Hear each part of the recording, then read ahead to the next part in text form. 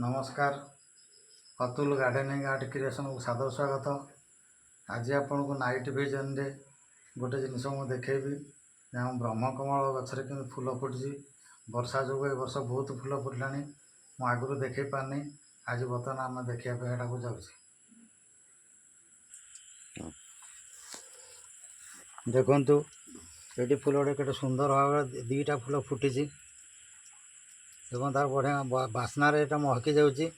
अवश्य भिडियो तो आप बास्ना आनीपर कि बहुत सुंदर लगुच निश्चय देखु तार ये दीटा फूल से पतर कि बाहरी देखु आहरी मध्य से संधि फूल फुटी देखु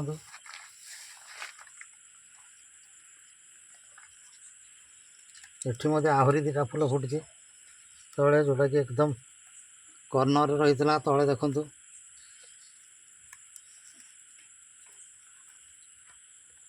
देखु देखु केते सुंदर से फूल चारिटा ये फुटी।